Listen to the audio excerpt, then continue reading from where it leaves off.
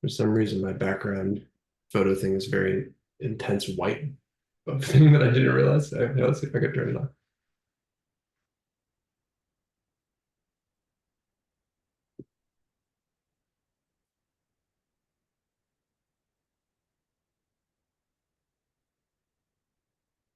Oh, Yeah, there you are. Okay. not horrible. No.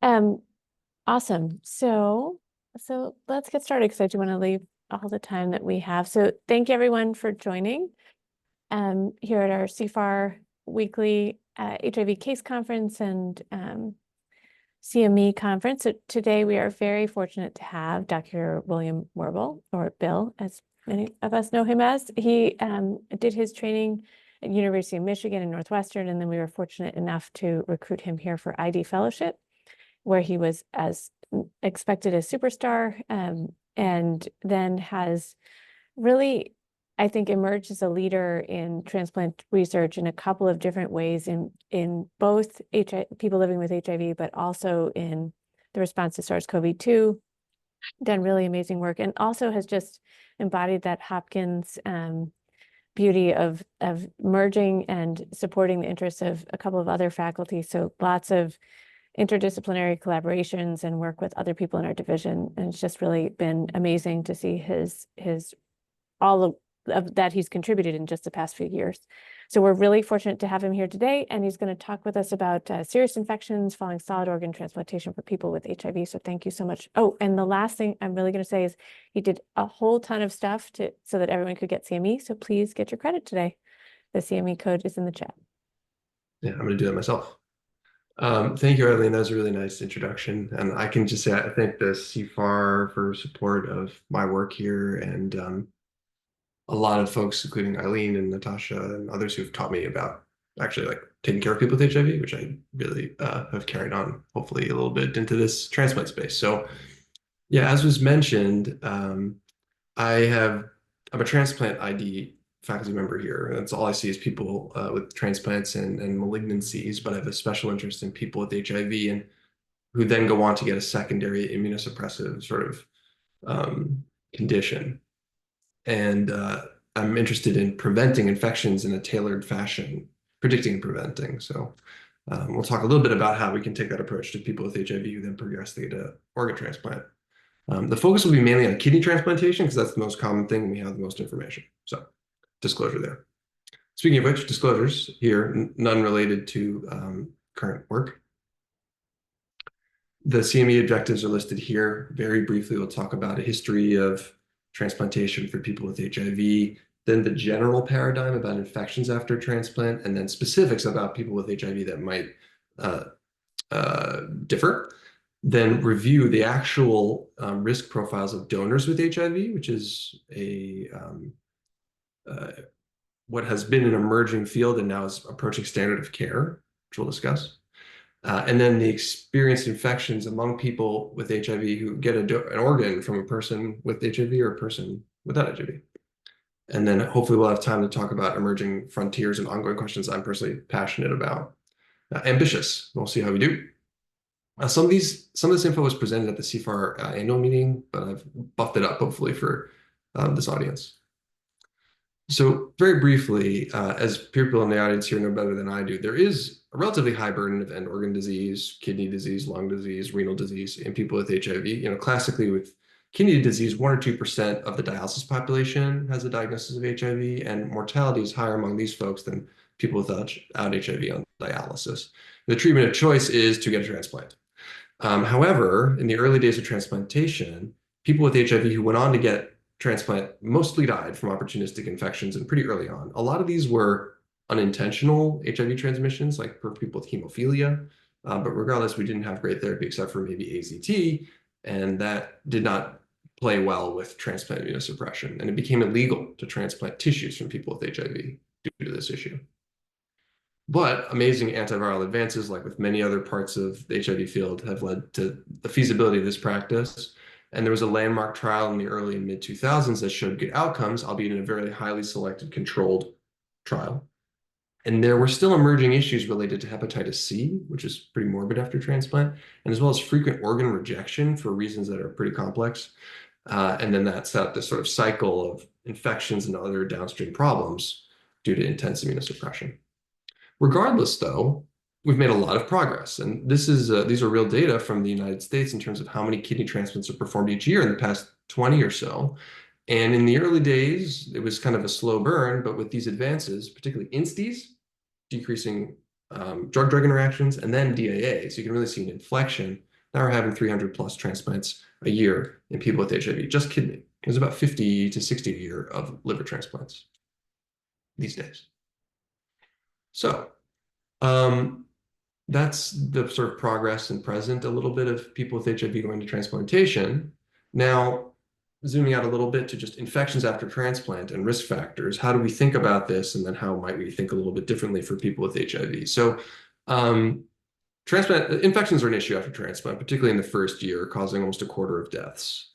And the reasons for this are very complicated, we'll discuss, but they generally relate to either donor factors, recipient factors, and then, in particularly for recipients, this concept of a net state of immunosuppression, which involves certain things we can't change, like how old you are, or your anatomy oftentimes, but certain things that we might be able to change, like what medicines we give people. Most of the transplant immunosuppressants target lymphocytes, which if you're someone with an exhausted immune system to begin with, or cytopenic, etc., could cause an issue.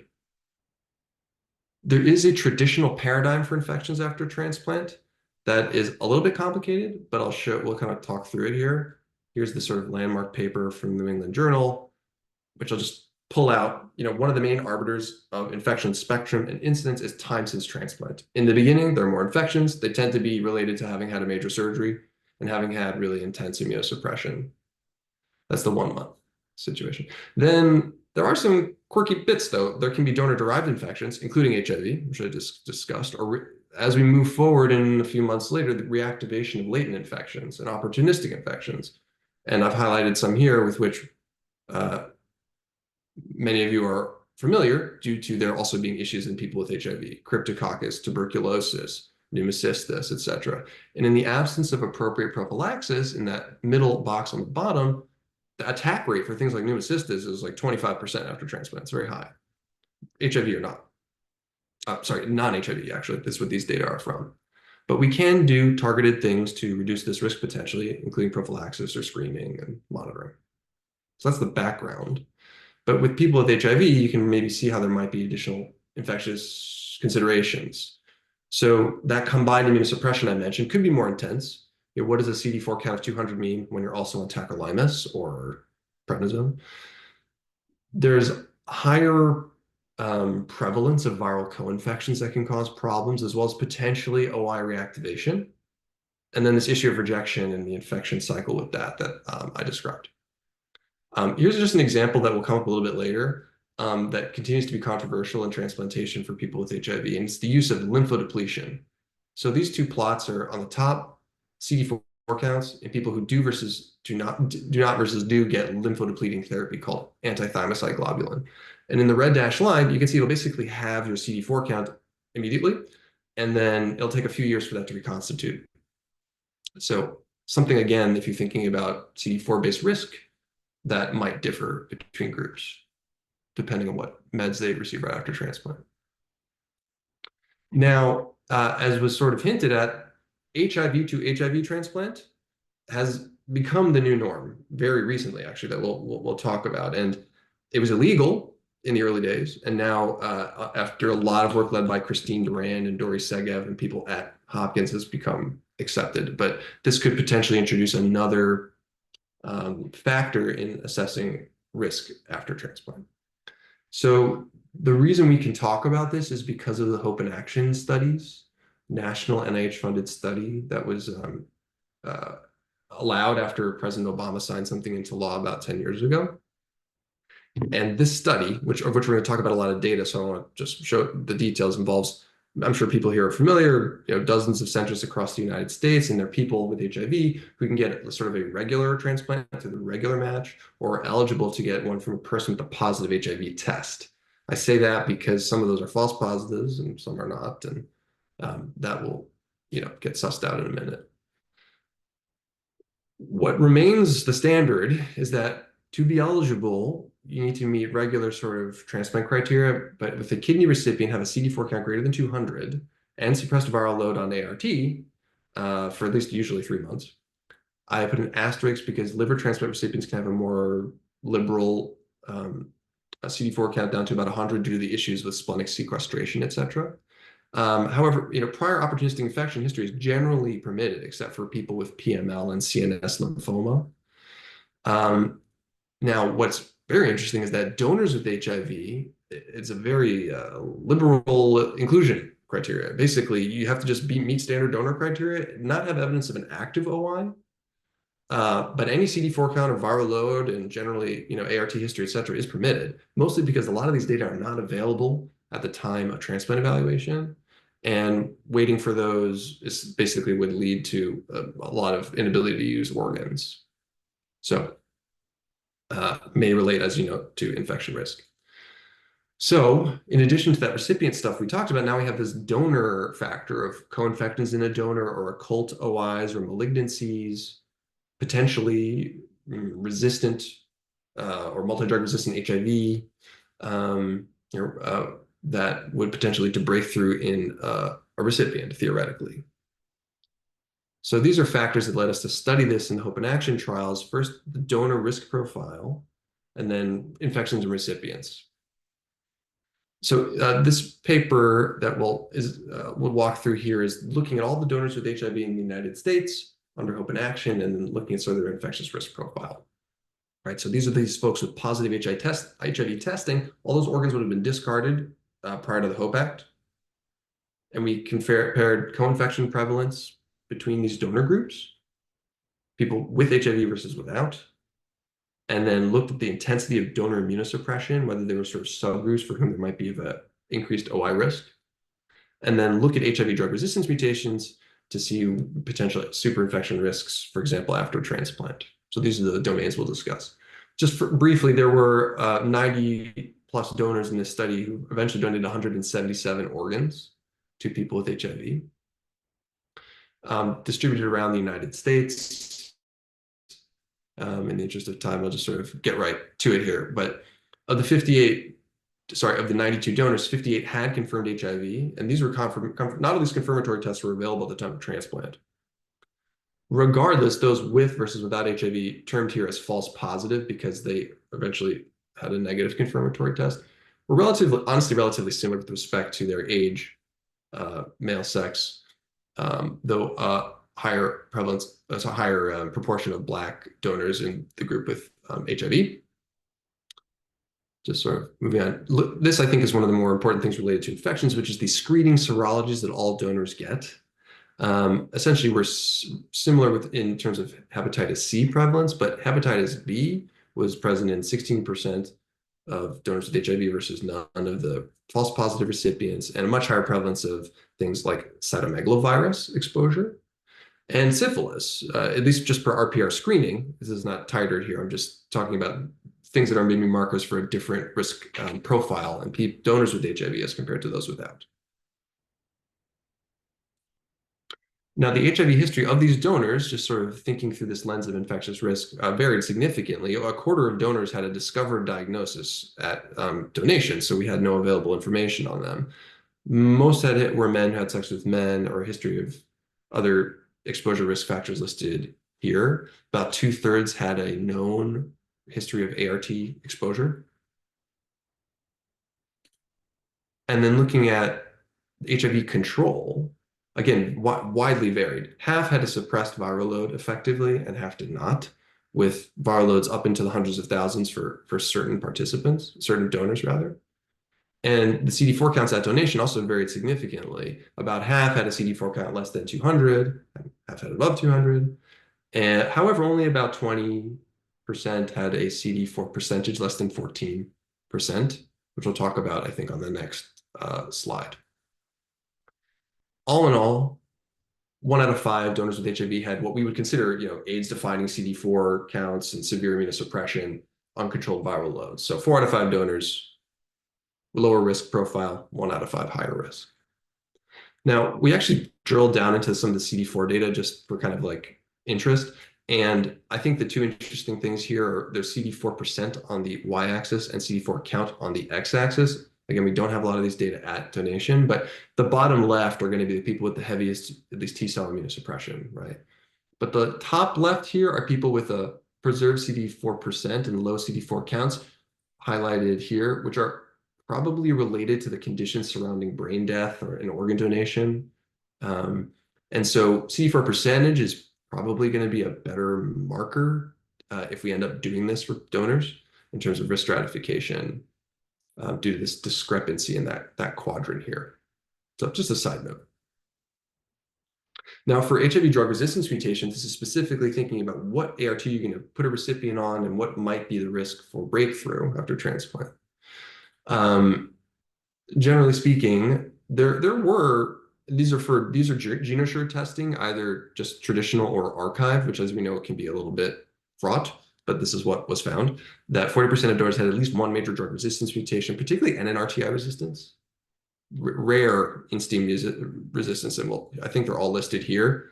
Very interesting, I'm sure, to many of the listeners. We don't have time to go through all of them, but some of the interesting ones I highlighted here to say that some of them were of consequence with drug selection, particularly the NNRTI resistance. What we really wanted to look at were people with multi-class drug resistance mutations that might interfere with what is traditionally used after transplant, which would be a 2-NRTI plus INSTI backbone. And there were 6 donors with relatively complex genotypes listed here. And I think what's notable is that 4 of them were suppressed on a known ART regimen. So that gave us guidance. These are people with known diagnoses. And 2 were not suppressed, but had relatively manageable mutations. I think the 2 people highlighted in yellow are of notable because of having some kind of INSTI mutation, which can lead to alterations in dosing of ART, for example, like doubling or tagging of your dose, etc.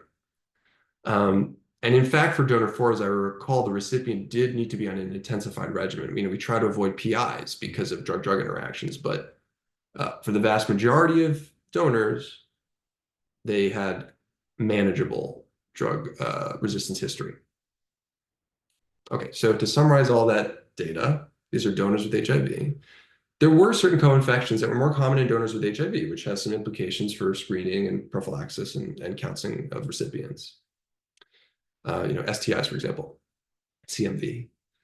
About 1 out of 5 donors had pretty severe immunocompromise at donation, and those might be a group for whom you would monitor a recipient in a different way, due to OI risk, perhaps.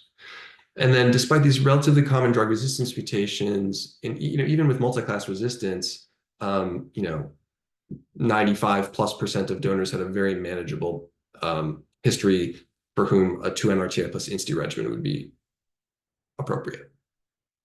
Okay. I can pause if anybody wants to talk about this before we go into the recipient data, like the sort of consequence of transplantation, or I can keep going because there are a lot of slides.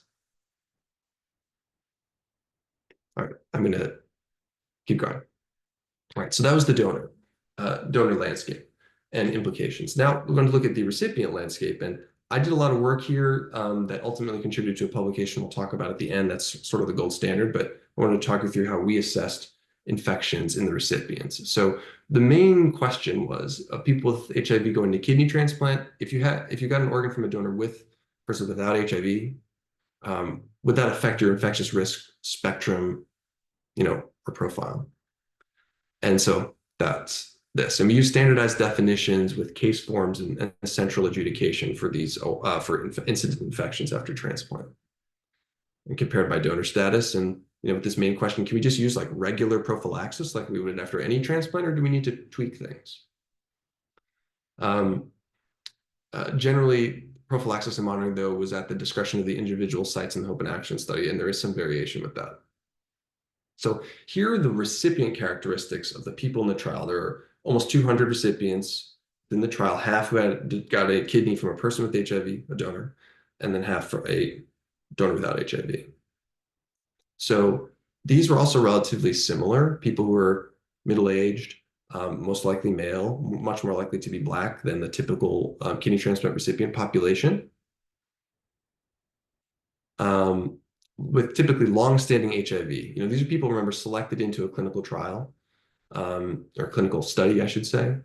So they're not representative of every person with HIV in the United States.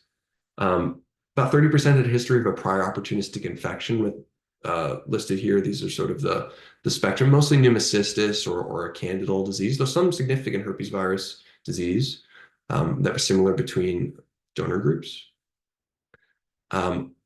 Fortunately, almost everybody had totally controlled HIV viral load with very high, high preserved CD4 counts meeting study criteria. There was one person with a transient viremia before kidney transplant related to adherence issues that suppressed.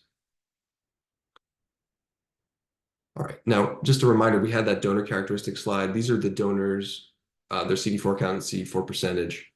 This is, the people who ended up being included in the study are listed here. It's a little slight subgroup of those I just mentioned. So anyway, the outcomes of the study were how many infections happened, how many were serious, and did that differ by HIV donor status?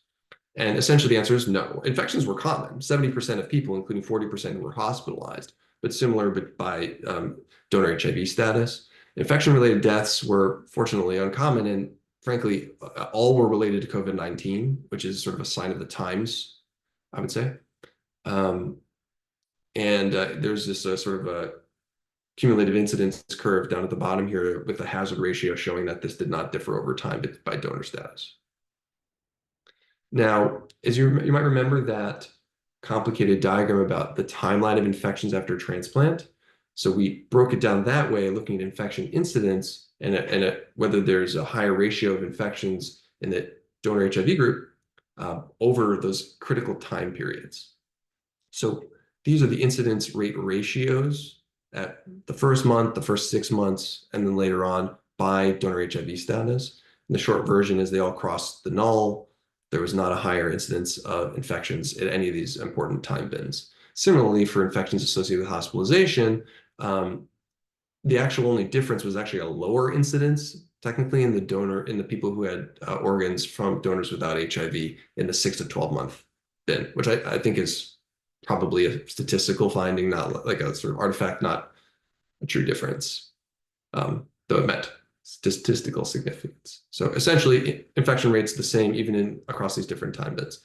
I found it helpful to visualize the sort of spectrum of infections over time by pathogen type, so we can kind of be familiar. I mean, you can see this is a pipe plot showing all the individual infection episodes by infection category, bacteria, virus, and fungus, and then by donor HIV status. And you can see there's a lot of density of infections in the first month that tend to be bacterial and some viral. A lot of those were COVID-19. And then they sort of stretch out over time. Grossly, the patterns were similar regardless of donor HIV status. We really drilled down into every kind of infection, which I won't go into right now, but the one I do want to talk about is genitourinary infections, the most common site of infection after transplant. The big takeaway is that the majority of pathogens that were found were what we would typically see after transplant. UTIs with regular bacteria, BK virus, which reactivates commonly after transplant. With one difference is that STIs were detected at a rate that's much higher than in the typical kidney transplant population. A lot of that is probably due to the sort of overlapping sociodemographic factors related to people with HIV. And the other is potentially a screening bias. I do not think that many providers are screening every kidney transplant recipient for trichomonas, for example. But I do think that it probably represents a real signal and a more common prevalence in recipients with HIV, for which we need to be screening them like people with HIV, depending upon their risk factors. All right. Now, the main thing that people were really concerned about due to that sort of 1980s severe history were AIDS-defining opportunistic infections. And essentially, these were relatively uncommon and similar regardless of HIV donor history. The ones that I think are important are CMV was, as it is in the general population, kidney population, the most common type of episode. Most of these were asymptomatic viral reactivation after transplant. that's treated by restarting their basic, antivirals for CMV. But the other would be Kaposi sarcoma, which is we'll talk about at the end of the study. It is relatively uncommon after transplant and was seen in 3 out of these 200 people, albeit all in people who received an organ from a donor without HIV. So not appearing to be a donor-related issue. Okay, and then I think you may recall that I had mentioned that I showed that sort of blue-red plot of the use of this ATG, anti-thymocyte globulin. That's the thing that some people got and some people didn't get in the study right after transplant. And essentially, it showed that if you get that, your CD4 count is cut in half. However, the rates of infections did not differ. And what's interesting about that is one explanation could be that there was less rejection, therefore less sort of downstream infection complications of having to treat that in people who got ATG. The other would be that maybe we prophylax those people differently, which is also likely the case. So that's hard to untangle. Regardless, it shows that ATG can be used if you do the rest of the things properly. Now, the last bit of infection stuff here is about HIV breakthrough, which is, again, was a very sensationalized thing with this study. And what's important to note is that the vast majority of people did not have any post-KT HIV viremia. And it was similar between groups. There were technically more HIV viremic events, 13 versus 4, in the group of people whose donors had HIV, with a statistically significant incidence rate ratio. But these were all basically happening in the setting of ART interruption or suspected drug-drug interaction. And although there was viremia in the tens of thousands, and including one person who was up into the millions of copies, they all resuppressed on recipient ART without decreases in CD4 count. And it basically, within a few weeks, like we would see with restarting somebody's ART, they resuppressed. So that's good. Interestingly, when I'm doing like sort of deeper genomic sequencing, there was one possibility of a transient detection of donor HIV, though it remains uncertain based on available data. I'll just, for interest, talk about it. That in one donor, when looking at the PBMCs and looking at their blood sample at week 26 after transplant, there was and sort of an outgroup viral population that was unable to be amplified. The person was not viremic at the time. And so there was a suspicion potentially that this could be a donor strain. But of course, there are several alternative explanations, such as like a minor variant dual infection in the recipient. I'm not an expert in this, but people here could discuss that. Also, it was a person with some risk factors, and men who had sex with men. I mean, the possibility of getting post transplant sort of dual infection is a possibility through sexual activity. So we don't know that. Regardless, this does not have clinical consequences. It's just sort of leaving the door open that that's a possible part of the sort of HIV viral landscape after transplant. All right. So to summarize that donor infection stuff, the spectrum and timing of infections were broadly similar regardless of donor HIV status. It didn't seem to increase infection burden or have different, like OIs, for example. The STI signal is notable, as I mentioned, and the KS signal as being things that are not typically seen after transplant in people without HIV, but again, not affected by donor HIV status here. It seems we can use ATG appropriately if need be. But this all needs to be taken in the context of this being basically a trial, very selected recipients and donors, obviously really expert clinicians with a strong network to keep the patients safe. Indeed, though, it paid off. So I would say, 2 weeks ago? Christine and many other people here, Aaron Tobin, Andy Red, were part of this New England Journal study that basically provided definitive evidence that this practice is safe. And this is this sort of composite outcome that showed no difference in the bottom right, and survival was good in both groups, etc. So you can find my name in the supplement.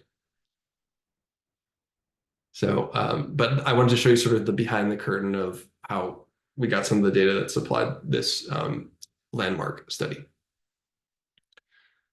Um, so in the last bit of time, I wanted to talk about some frontiers that I care a lot about that and sort of unresolved issues. So what I remain passionate about here, and we haven't totally studied, is like what is the optimal OI prophylaxis and screening process for people with HIV who go to transplant?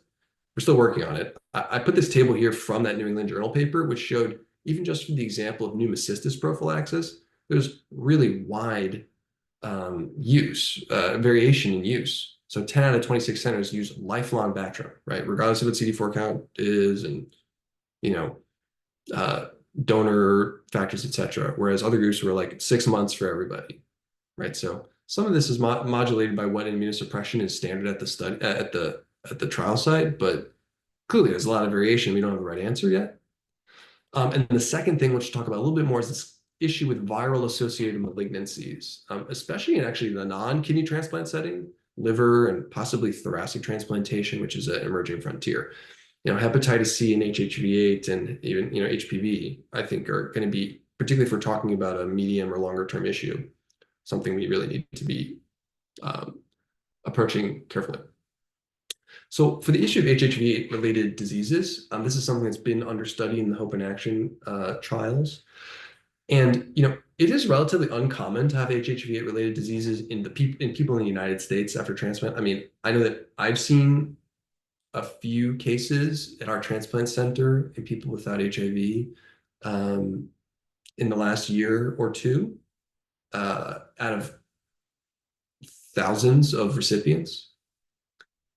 But as you saw, we saw 3 cases in the kidney study, and there are, I believe, about a half dozen in the liver study that's being worked up. So some of these are not just skin limited; they can be advanced. And what's really remains unclear is, are these donor related, donor derived, or recipient reactivated? And that is actually sometimes difficult to tell. Regardless, as you know, history of HHV8 is not a contraindication for either a donor or recipient. So, and there is no monitoring protocol right now for either of these people, either of these groups after transplant in the United States. So there is an ongoing collaboration with the NCI and Denise Whitby's group there and other people like Nazarena Lebo to kind of like figure out these risk factors and how we should approach it.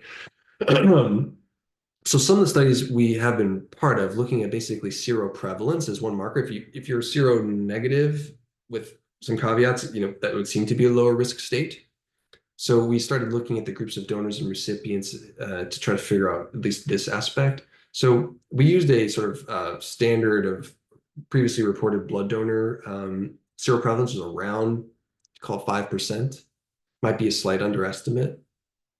But then when you look at the donors with HIV, and this is broken down by all sorts of different risk factors we'll talk about, overall, the donors with HIV had about a 5-fold higher seroprevalence. And this is just using this sort of standard 2 antibody assay, 1 lytic and 1 latent antigen, K8.1 and ORF73.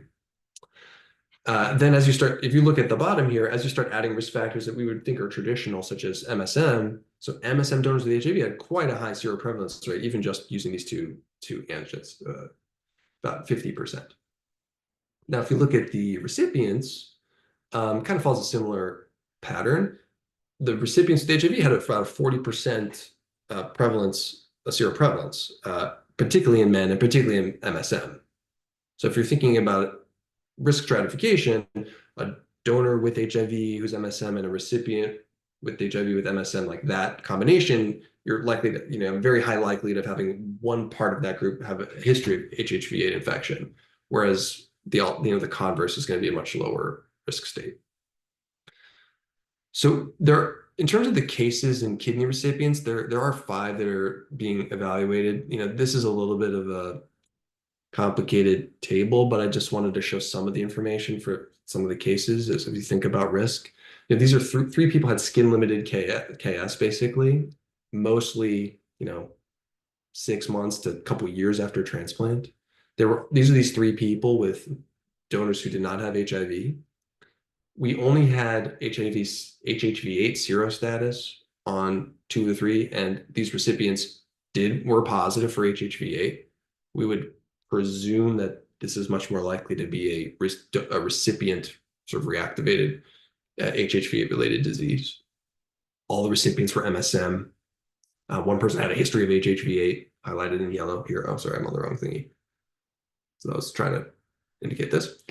CD4 counts were lower, but not horrible, as we know. That is not necessarily the main arbiter of HHV8 risk. And people were on standard immunosuppression. 2 had gotten ATG and 1 did not in terms of induction. And here's the donor information. These are all female donors, so we think that these are recipient reactivated most likely. They all resolved with relatively low sort of therapy. There were 2 cases that were more complicated. One case of Castleman's and one case of visceral KS actually in the kidney graft, which, a little more concerning for donor-derived infection. These happened years after transplant. One was a donor with HIV, without HIV, and one had a donor with HIV. This case, the recipient was a Black male who had gotten ATG. The female donor, I'm not showing every risk factor, but this might have been, for example, a recipient reactivated disease. But in this case, it's a little bit less clear, but I think is more likely to have been donor derived, right? We have a female recipient, we have a donor with HIV, his history of MSM, etc. So that's sort of how we were piecing it together. This person, the case 4 did require like systemic chemotherapy. It was a really severe situation, and this other person resolved with relatively limited interventions. If you change the immunosuppression to an mTOR inhibitor like sirolimus, a lot of times that'll actually resolve limited KS cases. So even though this sounds, I would say, like dramatic, there were 5 cases among several hundred kidney recipients to date, 4 of which resolved with relatively minimal changes to their immunosuppression, and one, relatively severe case that was probably a recipient reactivated case. Okay, so that's HHV8.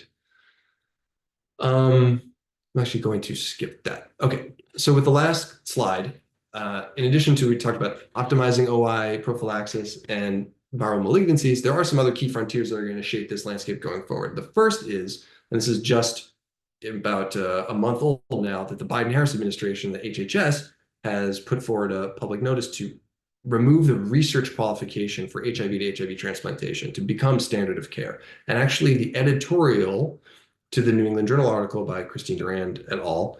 Was from Elmi Muller, a woman in South Africa who pioneered this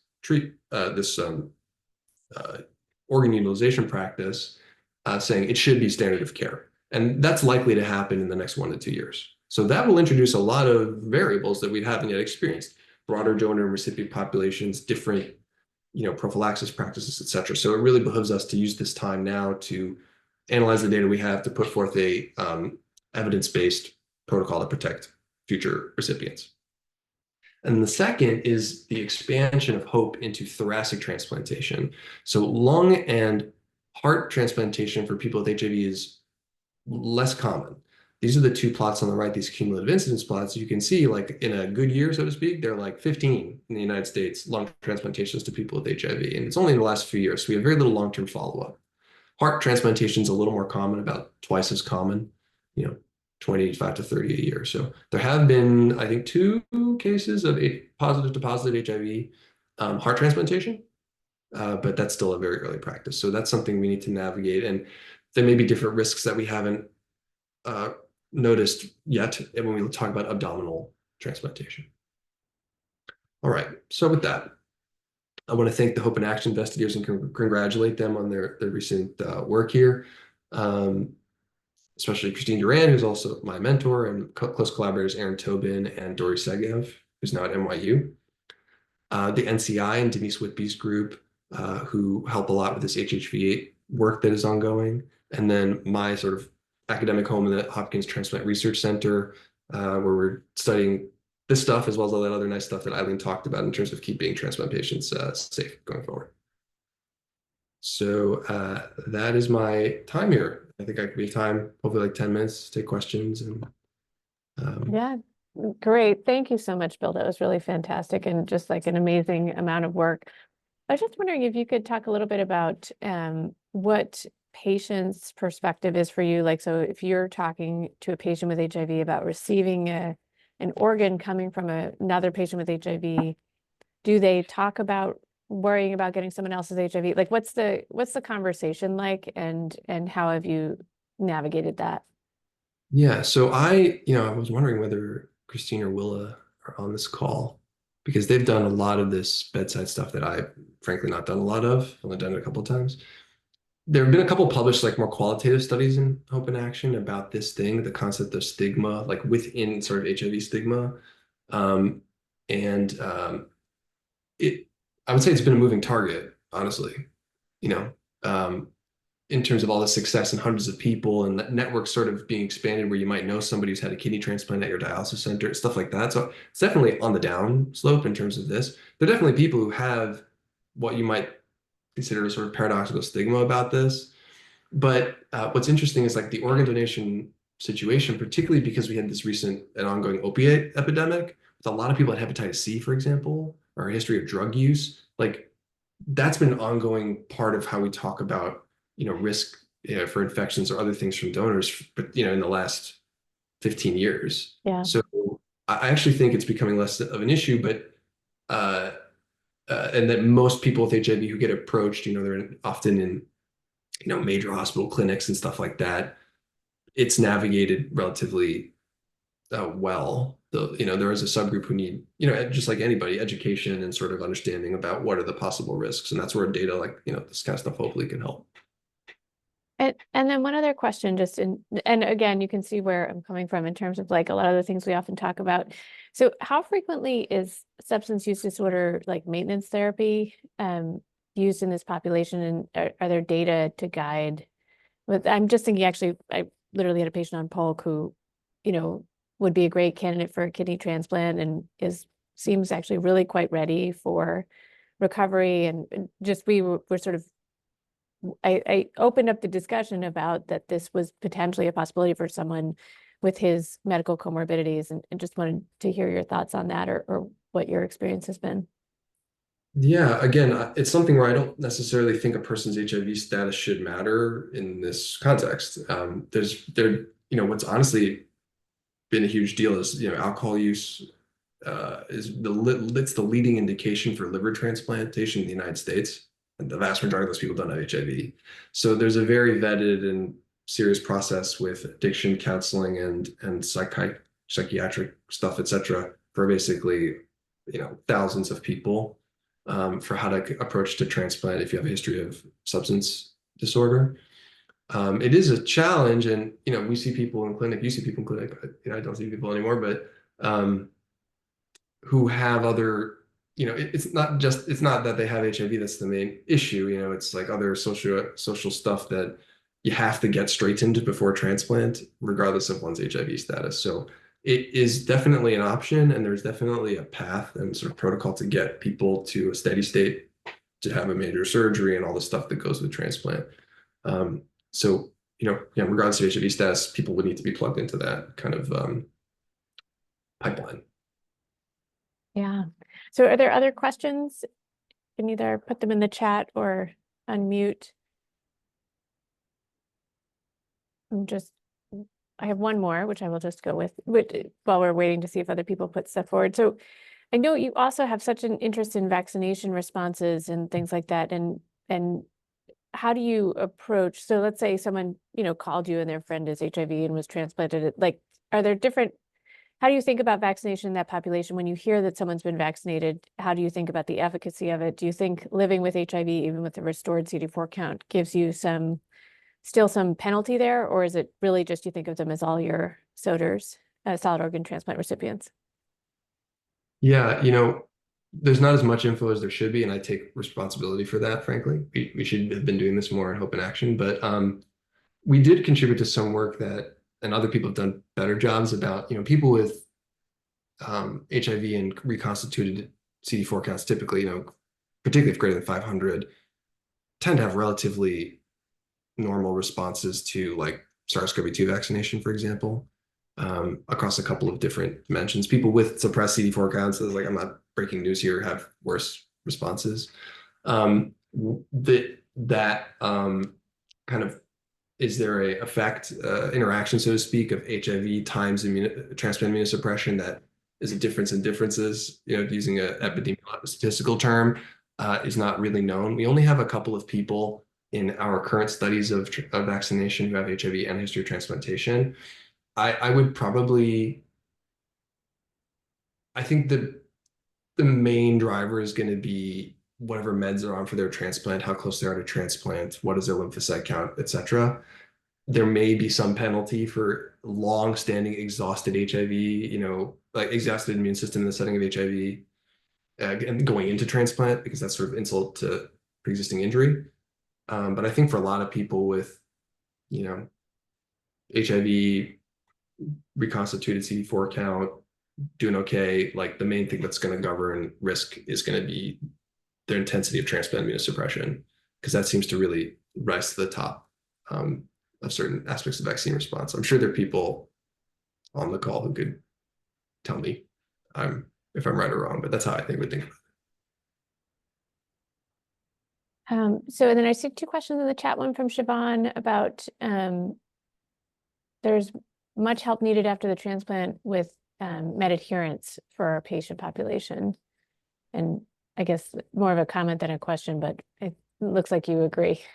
Yeah, I mean, what's interesting is kind of for a lot of people, particularly the kidney recipients who tend to be older adults with multiple comorbidities, they're on a ton of medicines after transplant, again, irrespective of HIV status. And there's like very intense pharmacy and coordinator follow-up for these people in the transplant center. They're not as experienced with HIV meds and stuff. And there obviously are some groups of people seen in Bartlett, et cetera, who at baseline have issues with medication adherence. So I can see how that combination can be a significant issue. I mean, we showed, even these people selected into a clinical trial followed really closely. There was HIV, viremia in the 10% of people or something like that. So even with really intense follow-up, there can be sort of lapses. But that's just sort of agreeing with how important it is to establish like a medical home in that way with pharmacy follow-up and coordinator attention. And it's a labor of love, not just the transplant team, the HIV provider, primary provider, all kind of keep the ship going. Yeah, I just wanted to make a comment. It's Siobhan Solano. I do see 3 kidney patients, and I had one that was liver transplant. And more of the issue is their issues with literacy and organization, that they're just not able to navigate all of this. So I think that the patients that I see, one does not have a literacy issue, but they are on a lot of meds. And so to coordinate all that, and I'm not sure how long the transplant group follows up on patients once they're, pharmacists and all that are in the pharmacy department after a month or something after they've had a transplant. I'm not sure, but I think for a while it was after about a month they needed to hand them off to someone else. So I'm not sure if that's still the case or not. Yeah, I mean, I think a rule of thumb is that thank you, Siobhan. The first year is going to have the most transplant team involvement, assuming everything's going okay. If things are not going okay, then there's a lot of cooks in the kitchen. After that, though, people are sort of released to the community. Sometimes they have liver doctors hours away and stuff, and things do potentially fall through the cracks. And so that's why I think as part of that screening and medium-term planning for these people, having a different team is going to be an important factor to success long term. Absolutely. And then also having social work and case management involved to make sure that their insurance is always intact and stuff as well. Thank you, Siobhan. And then there's also another question in the chat about what proportion of people with HIV receive a transplant from someone living with HIV versus a donor who is HIV, does not carry HIV. Yes, I should know this off the top of my head, but I believe it's about still like 4-to-1 or something like that. Mm-hmm. Non-HIV to HIV. donor for kidneys, something like that. I mean, we had, yeah, something like that. I'm gonna have to get back to you on the right number. I know that as you saw, we had 300 plus kidney transplants a year for people with HIV, and then through the Hope and Action studies, there've been per year, and 50, depending on the year, transplants to the study. So that gives you that kind of 5 to 1, 4 to 1, something like that. Yeah, which is really, I mean, it just speaks to how amazingly influential this work has been just in like, making organs available and in just such a meaningful way. So There's a significant wait time advantage. There's been published data on that, like a really significant wait time advantage. You get transplanted much earlier if you enroll in these studies. And now that it's going to hopefully off clinical trials soon, hopefully that proportion will increase. Wait time for everybody will go down because every center will hopefully be able to do this if they can set up a program. yeah. Any other questions?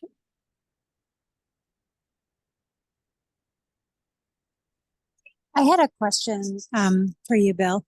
It's Ethel. I was just wondering, do you feel like there's any future for D+ R negative HIV organ status transplants? Will that be like Hep C, where that's only done after a cure is on the horizon?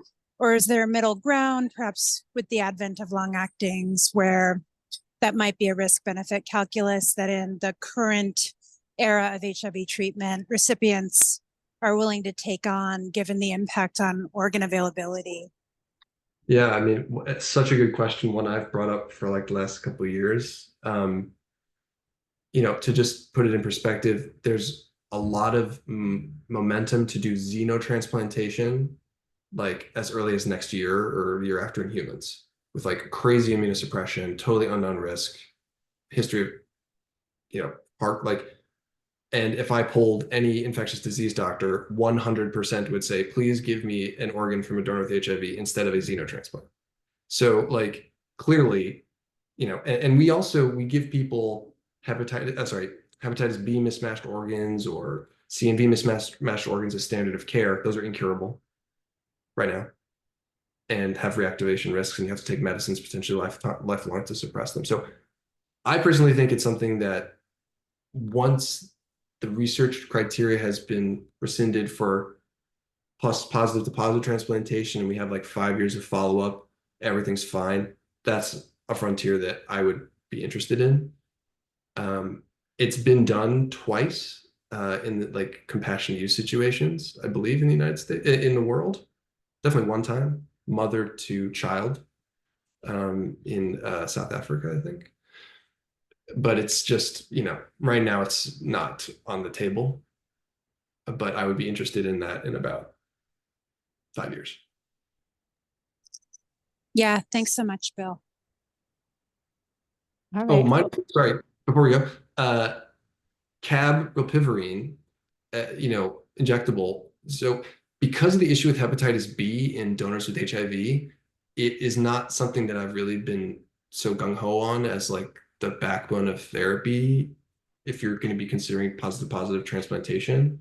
There are ways obviously around that, but there's N and RTI resistance as you saw in donors, and there's hepatitis B seroprevalence, and like I think may have been done a couple of times, but it's not like my first line thing, even though it's so much more theoretically convenient to reduce pill burden, etc. So that's something that can be navigated, but we prefer kind of the stuff that you can turn on and off and, would probably be more robust to HIV donor related issues. Just minor point. Yeah, No, makes sense. And I was just going to add, Eileen, that the next 5 years, if that's the time horizon we're talking about, might see long-acting forms of TAF that might make the Hep B issue a little bit mitigated. Yeah, I agree with Ethel. I think there's a couple of things in the pipeline for HIV that are some oral once weekly type formulations. So like a couple other types of medication delivery that will be interesting to see how it intersects with these other drugs, just because things like lenacapavir, which have a cytochrome inhibition profile that might be hard to manage with your transplant type There's a little bit of drugs. that SIP problem with Yeah. the I think you can manage it, but particularly because such a long half-life, you probably can get a dose that you don't have to change that much, but Right. also it's nice to be able to turn something on and off in the transplant setting.